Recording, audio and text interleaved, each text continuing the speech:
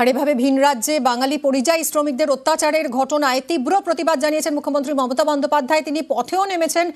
এবার হুঁশিয়ারি মমতা বন্দ্যোপাধ্যায়ের, ভাষা সন্ত্রাস বন্ধ হবে কি হবে না, সোশ্যাল মিডিয়ায় কড়া বার্তা মুখ্যমন্ত্রীর। ভিন রাজ্যে বাংলা বলায় বাংলাদেশি তকমা, এ রাজ্যের বাসিন্দাদের হেনস্থা নির্যাতন চলছেই। ইতিমধ্যেই প্রতিবাদে পথে নেমেছেন মুখ্যমন্ত্রী। 21-এর মঞ্চ থেকে দিয়েছেন ভাষা আন্দোলনের ডাক। এবার ভিন রাজ্যে বাঙালি নির্যাতনে কড়া হুঁশিয়ারি মমতার। বাংলা ভাষার উপরে আজকে ভাষা সন্ত্রাস চলছে এবং বাংলা ভাষায় যারা কথা বলে তাদের উপর খুব অত্যাচার হচ্ছে।